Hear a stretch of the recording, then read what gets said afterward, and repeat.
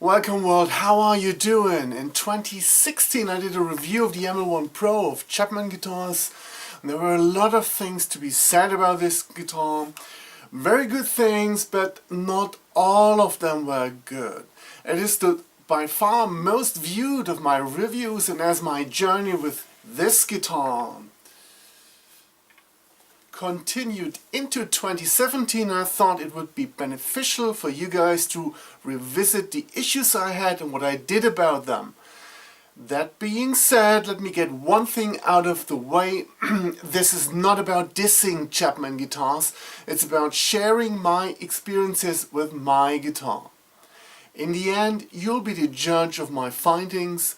I just hope that some guys out there find that helpful. It does not take away anything of the good things the ML-1 Pro delivers. Let's start at the beginning. 2016 I bought two Chapman guitars, the ML-1 Pro with Seymour Duncans and 22 frets and a ML-1 with 22 frets. The ML-1 I didn't even plug in, not because anything was wrong with it, but it had very much the feel of my 1986 Charvel, which is quite interesting by the way. Anyway, I was not looking for a guitar like that because I already own it. The ML-1 Pro, on the other hand, I loved from the moment I laid my hands on it. The looks, the feel, playability, the fretwork, the hip shot tremolo, it's a contoured modern tremolo. I love the neck through construction, that it has 24 frets, and of course the Seymour Duncans. So without plugging in, I was sold. Through the amps, the guitar sounded amazing. Seymour Duncans delivered the modern, high-gain sound I was looking for. Not much of a single-coil sound, but that was to be expected. Let's get to the things I didn't like. Switching pickup configurations to positions 2 and 4 sounded like crap. Unusable.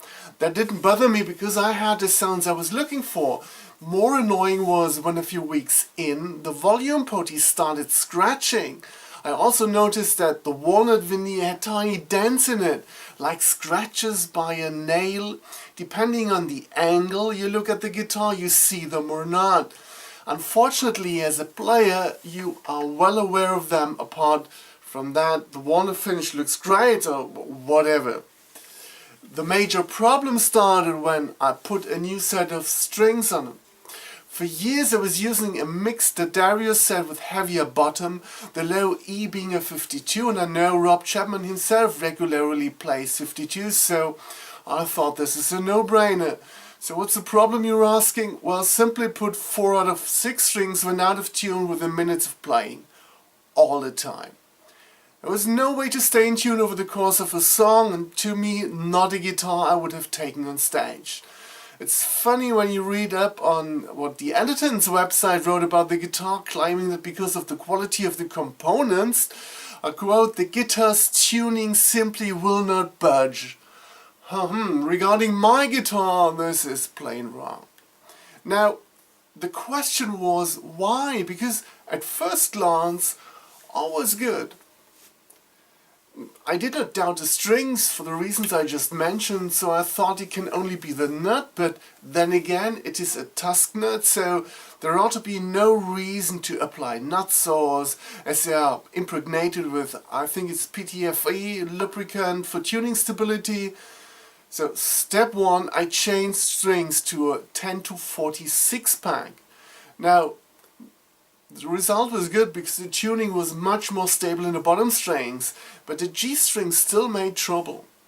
So number 2, I went to our local music store and gave them my story, my conclusions that the space in the nut for the G string might need a bit widening, although I could be wrong. Anyway, they did just that, got the guitar back, played it, and it was much better.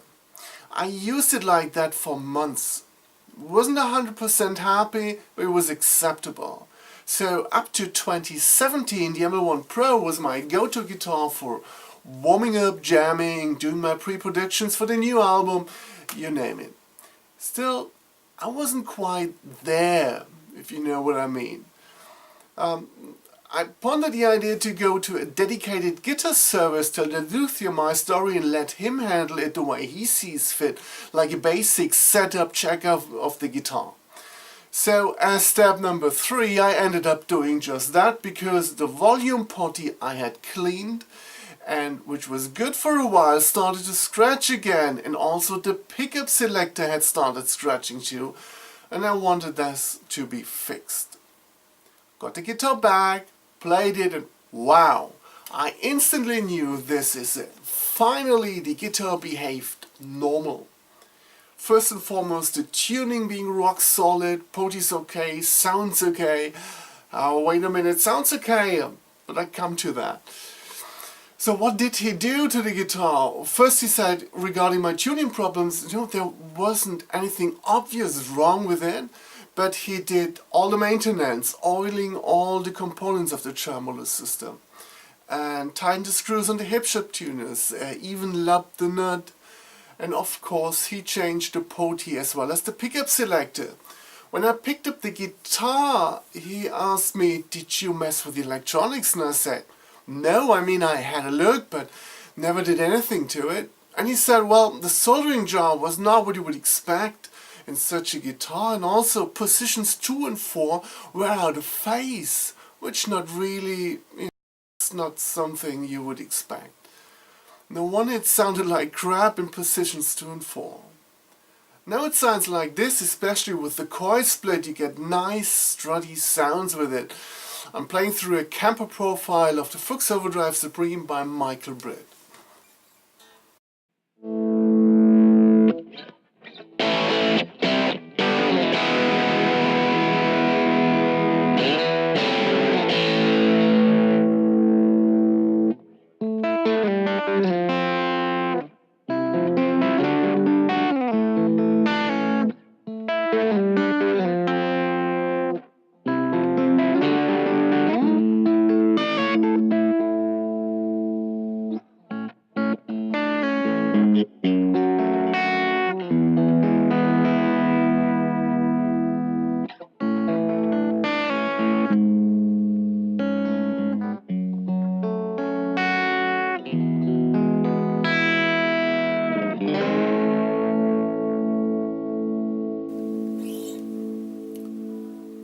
Sounds good to me. Now, final thoughts. I don't think that on a guitar for €1,000 you should have these kind of issues. When potties and switches start scratching within a few months, then this is the result in using cheaper components or doing no quality check on the components used. The poor soldering job with what I think wrongfully connected pickups. Sorry, this also should not have happened. Sure, it might just be my guitar, though I doubt it. Sounds more like a sloppy job assembling the guitar to me. Now remember, this is the first generation of Chapman guitars I'm talking about. So it's the 2015-2016 run. I think they switched the production facility for the 2017 Chapman guitar production. My guess would be that this change has also quality reasons.